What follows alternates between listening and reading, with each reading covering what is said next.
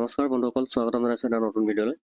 আজিৰ ক্লাছটো geometry class হ'ব। জিঅ'মেট্ৰি আমাৰ যিহেতু থাকি গৈছিল আৰু বহুতো কেইটামান ভালেমান গণিতৰ মেথছৰ টপিকছ থাকি গ'ল। ইয়াতে মানে ভালদৰে সময় মিলাব পৰা নাই মোৰ। আজি এসপ্তাহৰ আগৰ পৰাই 5 দিনীয়া ট্ৰেইনিং আমাৰ চলি আছিল। আমাৰ অসমৰ সকলো শিক্ষকৰে যিটো ক্লাছ মানে LP স্কুল ছেকশ্যনতে FLNৰ খুব এটা ইম্পৰ্টেণ্ট ট্ৰেইনিং চলি আছে আৰু সেইটো ট্ৰেইনিং শেষ হ'ল আমাৰ 5 তাৰিখৰ। আজি যোৱা দুদিনৰ আগত শেষ হৈছে। আকৌ যোৱাকালিৰ পৰা আকৌ ECCEৰ ট্ৰেইনিং এটা পুনৰ আকৌ পৰিছে। সেইকাৰণে মানে মই খুব নেক্সট এই 10 তাৰিখলৈকে এটা ট্ৰেইনিং হ'ব ECCৰ। সেইকাৰণে মানে ভালদৰে মানে মই টাইম পোৱা নাই ভিডিঅ'বোৰ বনাবলৈ। সেইকাৰণে থাকি গৈছে কনচেপ্টবোৰ, আমাৰ যি কনচেপ্ট ক্লাছ মই লৈ আছিলোঁ। তো মই চেষ্টা কৰিম এই দুদিনমানৰ ভিতৰতে মই মেথছৰ যিখিনি কনচেপ্ট ক্লাছ আছে সেইখিনি দি শেষ কৰিম। তো সকলোৱে চাব ভিডিঅ'টো, চাই থাকিব ভিডিঅ'বোৰ আৰু যিমান পাৰোঁ এক্সামৰ আগৰলৈকে মক টেষ্টবোৰ আনি থাকিবলৈ চেষ্টা কৰিম। তো আজি ভিডিঅ'টো বিশেষকৈ কনচেপ্ট ক্লাছৰ ওপৰতে হ'ব, জিঅ'মেট্ৰি। আৰু ইয়াৰ যিসকলে কনচেপ্ট ক্লিয়াৰ আছে তেওঁলোকৰ কাৰণে এইটো ধুনীয়াকৈ ৰিভিজন হৈ যাব। বাকী যিসকলে নাজানে তেওঁলোকক মই এই কনচেপ্ট ক্লাছৰ জৰিয়তে জিঅ'মেট্ৰিৰ যিখিনি বেছিক নলেজ সেইখিনি মই দিবলৈ চেষ্টা কৰিম। তো সকলোৱে শেষৰলৈকে ভিডিঅ'টো চাই থাকিব। তো আহক ভিডিঅ'টো আমি আৰম্ভ কৰোঁ। আমি জিঅ'মেট্ৰিৰ বেছিক কনচেপ্ট এণ্ড MCQs এই ভিডিঅ'টোত ডিছকাছ কৰিম। আমি জিঅ'মেট্ৰি বুলি ক'লে আমি বিন্দু ডট বিন্দু মানে ডটৰ পৰা ষ্টাৰ্ট হয়। আমি এটা যদি ফুট দিওঁ সেইটো হৈছে ডট, সেইটো এটা বিন্দু। তাৰ পৰাই আমাৰ জিঅ'মেট্ৰি ষ্টাৰ্ট হয়। তাৰপিছত আহিল ৰেখা মানে কি? ৰেখা হ'লে মানে কি হ'ব? এটা অপেন ষ্ট্ৰেইট লাইন। এটা ৰেখা বুলি ক'লে কি হ'ব? এটা ষ্ট্ৰেইট পাথ যাৰ দুইটা এণ্ড অপেন থাকিব, এইটোক ৰেখা বুলি কোৱা হয়। যাক মানে অসীমলৈ এনেকৈ বঢ়াই থাকিব পাৰি দুইটা মূৰে, তাকে ৰেখা বুলি কোৱা হয়। এটা চিধা ৰাস্তাত যদি আমি এটা লাইন বুলি কওঁ, সেইটো হৈছে ৰেখা। তো ৰেখা মানে কি? ৰেখাক আমি বোথ চাইড অসীমলৈ বঢ়াই থাকিব পাৰোঁ। তাৰপিছত ৰেখাখণ্ড, এই ৰেখাৰ এটা যদি টুকুৰা আমি লওঁ সেইটো হ'ব ছেগমেণ্ট, ৰেখাখণ্ড বুলি কওঁ। এতিয়া এই ওপৰৰ ৰেখাডালৰ ভিতৰতে যে আমি A আৰু B দুটা যদি পইণ্ট এনেকৈ যদি আমি কাটি উলিয়াই লওঁ, গতিকে সেই AB হ'ব ৰেখাখণ্ড। এইটো এটা ছেগমেণ্ট, এই ৰেখাটোৰ এটা খণ্ড। তো এইটো হৈছে ৰেখাখণ্ড। এইখিনি বেছিক কনচেপ্ট আপোনালোকে জানেই, বেছিক নলেজ এইখিনি আছে আপোনালোকৰ। তাৰপিছত আহিল সমান্তৰাল ৰেখা। সমান্তৰাল ৰেখা হ'বলৈ হ'লে দুডাল ৰেখা যেতিয়া কেতিয়াও কটাকটি নকৰে, সেই তেনেকুৱা ৰেখাবিলাকক সমান্তৰাল ৰেখা বুলি কোৱা হয়। এতিয়া আমি দুডাল ৰেখা আমি যদি লৈ লওঁ, এইটো আমি দুডাল ৰেখা লৈছোঁ আমি, এই ৰেখা দুডাল সমান্তৰাল। এই ৰেখা দুডাল যিমানেই যদি অসীমলৈ বঢ়াই থাকোঁ, দুই মূৰে বঢ়াই থাকোঁ, এই ৰেখা দুডাল কেতিয়াও কটাকটি নকৰে। গতিকে এনেকুৱা ৰেখাবিলাকক কি বুলি কোৱা হয়? সমান্তৰাল ৰেখা বুলি কোৱা হয়। তাৰপিছত আহিল ৰশ্মি আৰু কোণ। ৰশ্মি মানে কি? এডাল ৰেখাৰ যদি এটা মুখ যদি আমি বন্ধ কৰি দিলোঁ, সেইটো এটা মুখ বন্ধ আৰু আনটো মুখ যদি অপেন কৰি দিলোঁ, তো এইটোৱে হৈ যাব কি? ৰশ্মি হৈ যাব। এই ৰশ্মিটোৰ কি হৈছে? এটা ছাইড বন্ধ আছে, ক্ল'জ আছে, আৰু এটা এণ্ড কি আছে? অপেন আছে। ইয়াক আমি যিমান দূৰ আগুৱাব পাৰোঁ আগুৱাই লৈ থাকিব পাৰোঁ। গতিকে এইটো হৈছে ৰশ্মি, তাকে ৰশ্মি বুলি কোৱা হয়, এইটো ৰেইজ। তাৰপিছত এংগল, দুডাল যদি লাইনে যদি কাটাকাটি কৰে তেতিয়া এংগলৰ উৎপন্ন হয়। এতিয়া ছাপ'জ এইটো এটা লাইন, এইটো এটা লাইন, এনেকৈ কটাকটি কৰাৰ পিছত সিহঁতে ইণ্টাৰছেকশ্যন কৰাৰ পিছত সিহঁতৰ এই চুকটোত এটা এংগল উৎপন্ন হ'ল। গতিকে সেই তাকে এংগল বুলি কোৱা হয়। এইখিনিতো জানেই আপোনালোকে। তাৰপিছত আহিলে এংগলৰ যিখিনি টাইপছ, কোণৰ প্ৰকাৰ। সূক্ষ্ম কোণ হয়, সমকোণ হয়, স্থলকোণ হয়। সূক্ষ্ম কোণ কাক বোলে? যিবিলাক এংগল 90 ডিগ্ৰীতকৈ সৰু, সেইবিলাক হৈছে সূক্ষ্ম কোণ। আৰু সমকোণ মানে কি? যিটো কোণ 90 ডিগ্ৰীৰ সমান, সেইটো হৈছে সমকোণ। আৰু স্থূল কোণ, ডেট মিনছ অবটিউচ এংগল। সূক্ষ্ম কোণ আছিল একিউট এংগল, সমকোণ মানে ৰাইট এংগল, আৰু স্থূল কোণ মানে অবটিউচ এংগল। অবটিউচ এংগল কাক কয়? যিটো এংগল 90 ডিগ্ৰীতকৈ ডাঙৰ, সেইটোক স্থূল কোণ বুলি কোৱা হয়। এইখিনি হৈছে এংগল। তাৰপিছত আহিল আৰু আছে এংগল টাইপ সন্নিহিত কোণ, এডজাচেণ্ট এংগল। যদি দুটা এংগলৰ যদি এটা কমন যদি বাহু থাকে, এটা ছাইড থাকে, ছাপ'জ আমি দুটা এংগল লৈছোঁ, এইটো এটা এংগল আৰু এটা এংগল এইটো হয়। এই দুটা এংগলৰে কমন এটা বাহু ইয়াত সোমাই আছে, দেখিছেনে? এইটো দুইটাতে আছে, এইটো এংগলতো আছে সেইটো বাহু, এইটো এংগলতো আছে এই বাহুটো, দুইটাতে আছে, এই ছাইডটো দুইটাতে আছে। তো এনেকুৱা ওচৰা ওচৰিকৈ লাগি থকা এংগলবিলাকক সন্নিহিত এডজাচেণ্ট এংগল, সন্নিহিত কোণ বুলি কোৱা হয়। তো এই এংগলটো আৰু এই এংগলটোত দুটা ওচৰা ওচৰি লাগি আছে, গতিকে এইটা হৈছে সন্নিহিত কোণ। আকৌ সৰল ৰৈখিক কোণ কাক বোলে? যদি দুটা সন্নিহিত কোণ যোগ কৰিলে, যদি এইটো এটা মই যদি এটা এনেকুৱা এটা এইটো এটা ইয়াৰ এংগল হয় আৰু ইয়াৰ কাষতে এইটো এটা এংগল লাগি আছে, এই দুটা এংগল যদি যোগ কৰিলে, এই দুটা এংগল যদি আমি প্লাছ কৰোঁ, যদি প্লাছ কৰিলে দুইটা এংগল যদি 180 ডিগ্ৰী হয়, তেতিয়াহ'লে এইটো সৰল ৰৈখিক কোণ হ'ব। যদি এইটো আমি 120 ডিগ্ৰী হয়, তেতিয়াহ'লে এইটো 60 ডিগ্ৰী হ'ব লাগিব। 120 আৰু 60 180 ডিগ্ৰী হয়। তেনেকুৱা যদি হৈ যায়, তেতিয়াহ'লে সেই এংগল দুটা কি হ'ব? সৰল ৰৈখিক কোণ হ'ব, লিনিয়াৰ এংগল। নেক্সট বিপ্ৰতীপ কোণ। যদি দুডাল যদি এনেকৈ ছেগমেণ্টে যদি ইণ্টাৰছেক্ট কৰে, ঠিক আছে, তেতিয়াহ'লে সিহঁতৰ এই অপজিট যিবিলাক এংগল হয়, এই এংগলবিলাক হ'ব বিপ্ৰতীপ কোণ, ভাৰ্টিকেল এংগল বুলি কোৱা হ'ব। এই এংগলটোৰ নাম যদি আমি 1 লওঁ আৰু এই এংগলৰ নাম যদি 3 লওঁ, তেতিয়াহ'লে 1 আৰু 3টো হ'ব এংগল 1 আৰু এংগল 3 সমান হ'ব।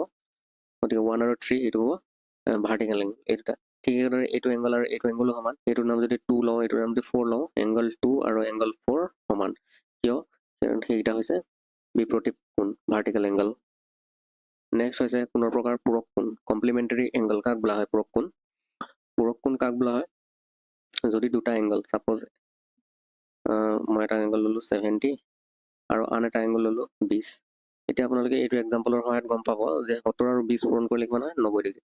যদি দুটা এংগল যদি প্লাছ কৰোঁতে 90 ডিগ্ৰী হয়, তেতিয়াহ'লে এই এটাক আনটোৰ পূৰক বুলি কোৱা হয়। গতিকে 70ৰ কমপ্লিমেণ্টাৰী এংগলটো হ'ব 20 আৰু 20ৰ কমপ্লিমেণ্টাৰী এংগলটো হ'ব 70।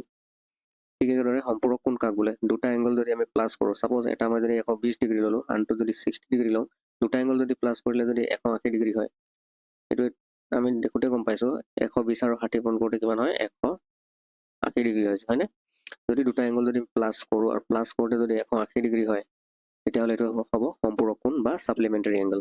গতিকে 120ৰ ছাপ্লিমেণ্টাৰী এংগল হ'ব 60 আৰু 60ৰ ছাপ্লিমেণ্টাৰী এংগল হ'ব 120। ঠিক আছে। নেক্সট আৰু আহিল একান্তৰ কোণ, আহিল অনুৰূপ কোণ, আহিল অন্তস্থ কোণ। একান্তৰ কোণ কেতিয়া উৎপন্ন হয়? যেতিয়া দুডাল সমান্তৰাল ৰেখা, এইটো ইয়াত এটা ৰেখা আছে, এইফালে এটা ৰেখা আছে, দুডাল ৰেখা, তাক যদি এটা ছেগমেণ্টে যেনেকৈ যদি অন্য এডাল ৰেখাই যদি কাটাকাটি কৰে, কাটাকাটি কৰোঁতে ইয়াত কেইটা কোণ উৎপন্ন হৈছে? ইয়াত এইটো কোণ উৎপন্ন হৈছে, এইটো কোণ, হয়নে? এইটা কোণ, এইটো কোণ, এইটো আৰু এটা এইটো, মুঠতে 8টা কোণ উৎপন্ন হৈছে। 1 2 3 4 5 6 7 8, ইমানটা কোণ, 8টা কোণ উৎপন্ন হৈছে। তো ইয়াত একান্তৰ কোণ কোনবিলাক হ'ব? এই এংগল 3টো আৰু এংগল 6টো একান্তৰ কোণ হয়। আপোনালোকে এনেকৈ জেড টাইপৰ যোনবিলাক এংগল দেখা পাব, এইটো কোণ এংগল, এইটো এংগল, সেইকেইটা হৈছে একান্তৰ কোণ। ইয়াত 3 আৰু 6, এংগল 3 আৰু এংগল 6 সমান হয়। একান্তৰ কোণবিলাক কি থাকে? এল্টাৰনেট এংগলবিলাক সমান থাকে।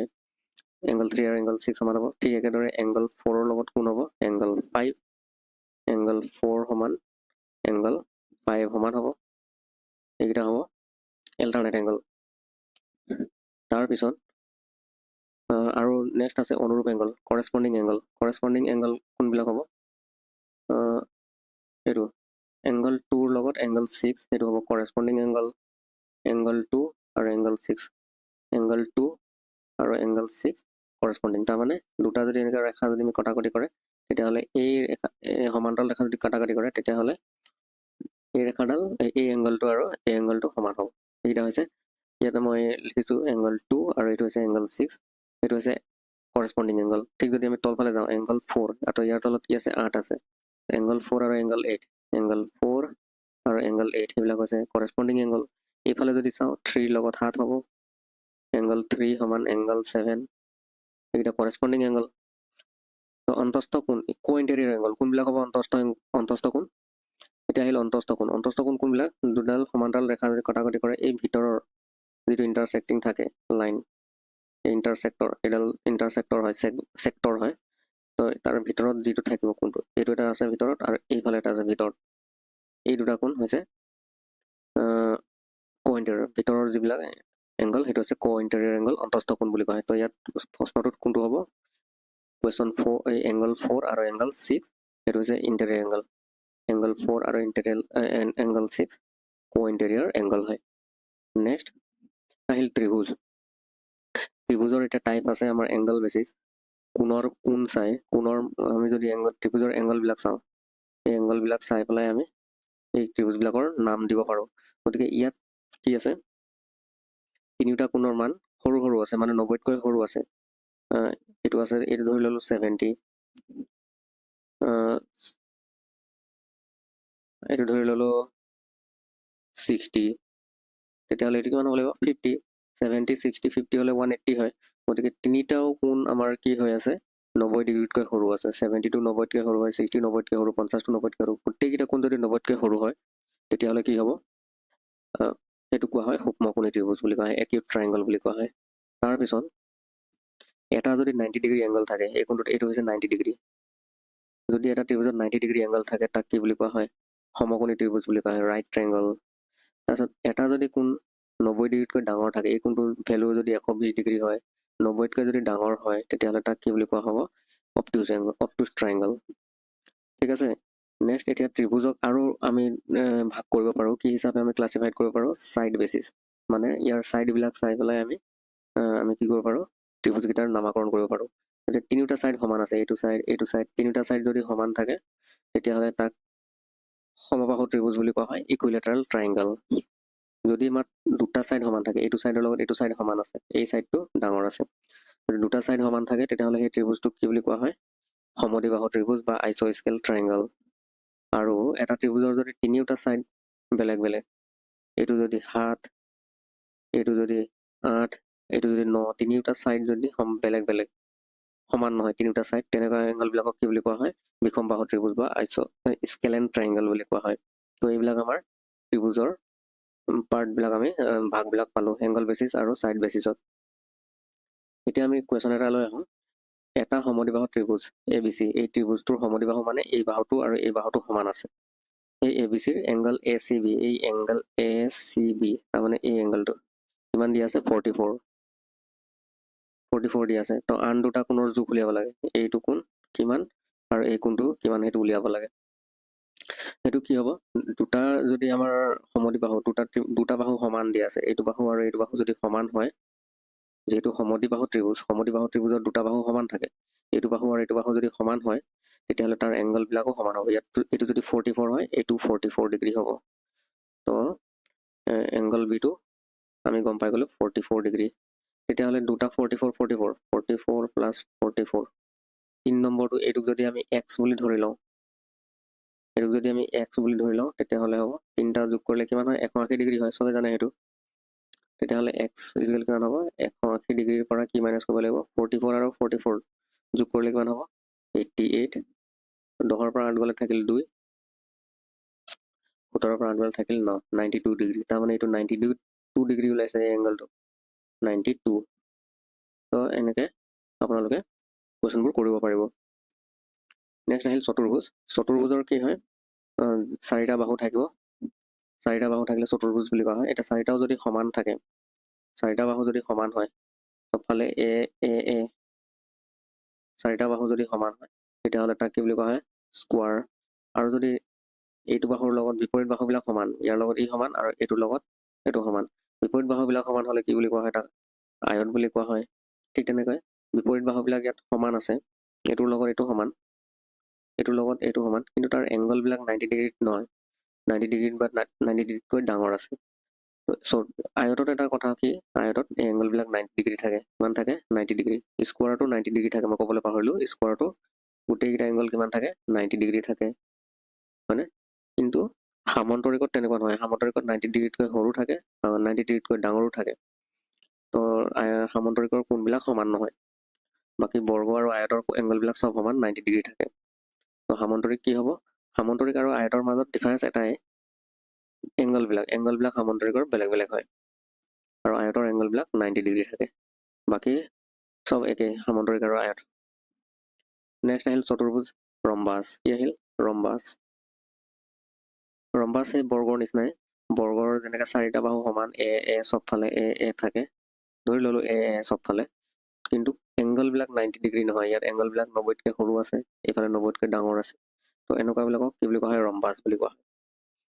নেক্সট আহিল ট্ৰেপিজিয়াম। এইটো হৈছে ট্ৰেপিজিয়ামৰ ছবি হয়। এই ট্ৰেপিজিয়ামত কি হয়, বিপৰীত বাহু দুটা সমান থাকে, এইটো বাহু আৰু এইটো বাহু সমান্তৰাল থাকে, সমান নহয়, সমান্তৰাল থাকে, এইটো বাহু আৰু এইটো বাহু সমান্তৰাল থাকে। এনেকুৱা দুটা মাত্ৰ এযোৰ বিপৰীত বাহু যদি সমান্তৰাল থাকে, কিন্তু এইযোৰ সমান্তৰাল নহয় আকৌ, এইযোৰ ইফালে বঢ়াই যদি লৈ থাকোঁ এইফালে, এইটো যদি ইফালে বঢ়াই লৈ থাকোঁ এইফালে গৈ কটাকটি কৰিব। তো এইটো সমান্তৰাল বাহু নহয়, এই দুটা ছাইড নহয়, কিন্তু এইটো আৰু এইটো হয়, আৰু এইটো বাহু সমান্তৰাল হয়। তো এনেকুৱা যদি মাত্ৰ এযোৰ বাহু যদি সমান্তৰাল থাকে তাক ট্ৰেপিজিয়াম বুলি কোৱা হয়। তো এইখিনি হৈছে আমাৰ বেছিক যিবিলাক আমাৰ জিঅ'মেট্ৰিক ষ্ট্ৰাকচাৰ, এইখিনি বেছিক জিঅ'মেট্ৰিক ষ্ট্ৰাকচাৰ সকলোৱে মনত ৰাখিব। এতিয়া এটা কুৱেশ্যন কৰোঁ আমি, তলত দিয়া চিত্ৰটোৰ পৰা এক্স ৱাই আৰু জেডৰ মান নিৰ্ণয় কৰা। এতিয়া তলত দিয়া চিত্ৰটোৰ পৰা এক্স ৱাই আৰু জেডৰ মান নিৰ্ণয় কৰিব লাগে। ইয়াত এতিয়া আমি অলপ আগতে পাই আহিছিলোঁ, এনেকুৱা দুডাল যদি ৰেখাই কটাকটি কৰে, সমান্তৰাল ৰেখা যদি কটাকটি কৰে, সিহঁতৰ যিটো একান্তৰ কোণবিলাক, যিবিলাক একান্তৰ কোণ মানে কি আছে, এল্টাৰনেট এংগল, এইটো এংগল আৰু এই এংগলটো সমান হ'ব। তো সেইটো এংগল যদি এইটো এংগল যদি সমান হয় তেতিয়াহ'লে কি হ'ব? আৰু লগতে এটা পাইছিলোঁ আমি কনচেপ্ট কি পাইছিলোঁ, যে এই এনেকুৱা যদি সন্নিহিত কোণ থাকে, এই কোণটো আৰু এই কোণটো যোগ কৰিলে 180 ডিগ্ৰী হয়। তো এইটো সমান্তৰাল সৰল ৰেখা হয়, এইটো সৰল ৰেখা হয়, গতিকে ৱাই আৰু 86, এইটো ৱাই আছে, এইটো আছে 86, ৱাই আৰু 86 যোগ কৰিলে কিমান হ'ব? 180 ডিগ্ৰী হ'ব। ঠিক আছে, ৱাই আৰু 86 যোগ কৰিলে 180 ডিগ্ৰী হ'ব। তাৰপৰা ৱাইটো আমি উলিয়াই দিম, 180ৰ পৰা 86টো মাইনাছ কৰিম, 10ৰ পৰা 6 গ'লে থাকিল 4, 18ৰ পৰা এইফালে থাকিল 17ৰ পৰা 8 গ'লে থাকিল 9, 94 ডিগ্ৰী। তাৰমানে ৱাইৰ ভেলুটো আমি কিমান পালোঁ? 94 ডিগ্ৰী পালোঁ। ঠিক একেদৰে এইফালৰ পৰা যদি চাওঁ আমি, এইটো এংগল, এই এংগলটো আৰু এই এংগলটো, এই দুটা এংগল যোগ কৰিলে 180 ডিগ্ৰী হ'ব। তো এইটো এংগল আমাৰ ৱাই আছে, আৰু এইটো এংগল কিমান আছিলে? 2x + 40, তাৰমানে এইটো ৱাই এংগল, আৰু এইটো হৈছে 2x + 40, এই দুটা এংগল যোগ কৰিলে এইটো এংগল আৰু এইটো এংগল, তাৰমানে এই এংগলটো আৰু এই এংগলটো যদি যোগ কৰোঁ এইটো 180 ডিগ্ৰী হ'ব। তো 180 ডিগ্ৰী হ'ব। 2x + 40 ডিগ্ৰী যদি আমি যোগ কৰোঁ, 2x + 40, আৰু লগতে এইটো কি আছে এইফালে Y 2x degree, 40 degree, Y degree, এই তিনিটা যদি এংগল আমি এইটো যোগ কৰোঁ তেতিয়াহ'লে কিমান হয়? 180 ডিগ্ৰী হয়। ইয়াৰ পৰা আমি 2x + 40 + ৱাইৰ ভেলুটো আমি ওলাইছিলোঁ 94 বহাই দিলোঁ, ইকুৱেল 180 ডিগ্ৰী। তেতিয়াহ'লে 2x ইকুৱেল কিমান হ'ব? 180 ডিগ্ৰীৰ পৰা এইকেইটা যে যোগ হৈ আছে এইফালে লৈ আহিলে বিয়োগ হ'ব। 40 আৰু 94 প্লাছ কৰিলে কিমান হ'ব? 4, 9, 4, 13, 134, এইফালে আহিলে মাইনাছ হ'ব, 134 মাইনাছ হ'ব। তো 2x ইকুৱেল কিমান হ'ব? এইটো 180ৰ পৰা 134 গ'লে কিমান থাকিব? 10ৰ পৰা 4 গ'লে থাকিল 6, এইফালে 17ৰ পৰা 13 গ'লে থাকিল 4, 46 হ'ল। তো আমি 2টো যদি এইফালে 46ক কাটি দিওঁ কিমান হ'ব? 2 × 2 = 4, 2 × 3 = 6, তাৰমানে এক্সৰ ভেলুটো কিমান ওলালে? 23 ডিগ্ৰী। তো ইয়াত এক্সৰ ভেলুটো কিমান হ'ব? এই যে এক্স আছে, এক্সৰ ভেলুটো হ'ব 23 ডিগ্ৰী। তো আমি ৱাই পালোঁ 94, এক্সটো পালোঁ 23, তাৰপিছত এই এংগলটো আৰু এই এংগলটো আমি একান্তৰ কোণ বুলি কৈছিলোঁ আগতে, এইটো এংগল, তাৰমানে এনেকুৱা দুডাল ৰেখা আছে, এইটো এংগল আৰু এইটো এংগল হৈছে একান্তৰ কোণ। তো ইয়াত সেইটো এংগল কিমান আছে? 2x + 40 আছে, এই এংগলটো কিমান আছে? 2x + 40 আছে, ইজ ইকুৱেল টু কাৰ লগত সমান হ'ব? এই জেড এংগলটোৰ লগত সমান হ'ব, এই এংগলটোৰ লগত সমান হ'ব, সেইটো হ'ব জেড। 2 × এক্সৰ ভেলুটো আমি অলপ আগতে পাইছিলোঁ 23 + 40 is equal Z. 2 × 3 = 6, 2 × 2 = 4, 46 + 40 is equal কিমান হ'ব? জেড। তাৰমানে 46 আৰু 40 প্লাছ কৰিলে কিমান হ'ব? 6, 6, 4, 10, 106, জেডৰ ভেলুটো হ'ব 106 ডিগ্ৰী, তাৰমানে জেড হৈছে 106 ডিগ্ৰী। এনেদৰে আপোনালোকে এই অনুৰূপ কোণ, একান্তৰ কোণ এইবিলাক ইউজ কৰি এনেকুৱা ছবিবোৰ আপোনালোকে ছল্ভ কৰিব পাৰিব। নেক্সট, তলত দিয়া চিত্ৰটোৰ পৰা এক্সৰ মান নিৰ্ণয় কৰা। আমাৰ এই দুটা ৰেখা পেৰেলেল দিয়া আছে, AB আৰু CD, AB পেৰেলেল CD আমাক দিয়া আছে। এই দুটা পেৰেলেল যদি হয় তেতিয়াহ'লে ইয়াৰ পৰা এক্সৰ ভেলুটো উলিয়াব লাগে। তেতিয়াহ'লে যদি দুডাল ৰেখা যদি পেৰেলেল হয়, সমান্তৰাল হয়, তেতিয়াহ'লে এই এংগলটোক আৰু এই এংগলটোক কি বুলি কোৱা হয়? অনুৰূপ এংগল বুলি কোৱা হয়। তো ইয়াত অনুৰূপ এংগল কি আছে অনুৰূপ কোণ 2x এইটো আৰু এইটো এই দুটা অনুৰূপ কোণ হয় গতিকে 2x প্লাছ 15 ডিগ্ৰী সমান তাৰ লগত কোণ সমান হ'ব 3x minus 20 3x minus 20 degree এইটো হ'ব সমান হ'ব তেতিয়াহ'লে কি হ'ব সমান হ'লে আমি কি কৰিম 15 এই minus 20 টো এফালে লৈ আহিম 15 যোগ 20 হ'ব আৰু ইফালে কি আছে 3x আৰু এই 2x টো যদি ইফালে লৈ যাওঁ minus 2x হ'ব 15 20 কিমান হ'ব 5 2 একে 3 35 ডিগ্ৰী হ'ল এফালে 3x ৰ পৰা 2x গ'লে x থাকে তাৰমানে x ৰ ভ্যালু কিমান হ'লে 35 ইয়াৰ x ৰ মানটো কিমান হ'ব 35 ডিগ্ৰী হ'ব নেক্সট এটা সমদ্বিবাহু ত্ৰিভুজৰ ABC ৰ এংগল ACB 44 হ'লে আন দুটা কোণ উলিওৱা এইটো কোৱেশ্যন চাগে অলপ আগত কৰি আহিলো আমি পুনৰ আকৌ টাইপ কৰি পালো মই সৰি নেক্সট কোৱেশ্যন চাওঁ এটা সামান্তৰিকৰ ABCD ৰ এংগল ABC = 60 ডিগ্ৰী তেন্তে আন কোণবোৰ নিৰ্ণয় কৰা এইটো এটা আমাৰ সামান্তৰিক দিয়া আছে সামান্তৰিকৰ এটা কোণ যদি 60 ডিগ্ৰী দিয়া আছে বাকিকিটা কোণ কিমান হ'ব এইটো এংগল আৰু এইটো এংগল কিমান হ'ব তো আমাৰ কি হ'ল সামান্তৰিকৰ নিয়মবিলাক কি আছিল ৰুলবিলাক সামান্তৰিকৰ ৰুলবিলাক কি আছিল সিহঁতৰ বিপৰীত কোণবিলাক সমান থাকে তাৰমানে এইটো এংগল B হয় আৰু এংগল D সমান হ'ব এংগল B আৰু এংগল D সমান হ'ব তো এংগল B কিমান আছিল 60 তো D টো 60 হ'ব এই দুটা সমান 60 ডিগ্ৰী তো এংগল D ও 60 ডিগ্ৰী এংগল D ওলাই গ'ল এটা ওলাই গ'ল এংগল D ওলাই গ'ল এতিয়া লাগে আমাক এংগল A এটা কি হ'ল এইটো AB আৰু এফালে কি আছে AD আৰু এফালে আছে BC AD আৰু BC সমান্তৰাল হয় AD সমান্তৰাল BC এই AD এই ৰেখাডাল আৰু এই ৰেখাডাল সমান্তৰাল হয় যদি দুডাল ৰেখা সমান্তৰাল থাকে তো সিহঁতক যোনে কাটে এই ৰেখাডালে কাটিছে সিহঁতক এই কাটা ৰেখাডালৰ ভিতৰৰ এংগলবিলাক যোগ কৰিলে 180 ডিগ্ৰী হয় আমি অলপ আগতে পাইছিলো অন্তস্থ কোণ বুলি কয় এইটো এংগল আৰু এইটো এংগল তো এই এংগলটোৰ নাম হৈছে এংগল A আৰু এই এংগলটোৰ নাম হৈছে এংগল B তাৰমানে A আৰু B যদি যোগ কৰোঁ 180 ডিগ্ৰী হয় এইটো আমাৰ নিয়মে আছিল দুডাল এনেকৈ সমান্তৰাল সৰল ৰেখাৰ এই ভিতৰৰ কোণবিলাক যোগ কৰিলে 180 ডিগ্ৰী হয় তেতিয়াহ'লে এংগল A আৰু এংগল B যোগ কৰিলে 180 ডিগ্ৰী হ'ব তো আমি এংগল B টো জানোৱে 60 ডিগ্ৰী তেতিয়াহ'লে angle A plus 60 degree angle B টো কিমান হয় 60 ডিগ্ৰী এটা যোগ কৰিলে 180 ডিগ্ৰী হ'ব তো এংগল A টো কিমান হ'ব 180 ৰ পৰা যদি 60 যদি বিয়োগ কৰি দিওঁ এই 60 টো ইফালে বিয়োগ হৈ যাব 180 ৰ পৰা 60 গ'লে কিমান থাকিব 120 ডিগ্ৰী তাৰমানে এইটো এংগল হৈছে 120 ডিগ্ৰী যদি এংগল A 120 ডিগ্ৰী হয় তেতিয়াহ'লে এংগল C ও 120 ডিগ্ৰী হ'ব কাৰণ A আৰু C বিপৰীত হয় এংগল A আৰু এংগল C সমান হয় গতিকে দুইটাৰে ভ্যালু 120 ডিগ্ৰী হ'ব তো বন্ধুসকল এইখিনি আছিল জিঅ'মেট্ৰিকৰ কনচেপ্টখিনি কিছুমান আমি জিঅ'মেট্ৰিক কনচেপ্ট আমি জিঅ'মেট্ৰিক শেপৰ বিষয়ে জানিব পাৰিলোঁ তো এনেকুৱা ৰিলেটেড কুৱেশ্যন DLEDত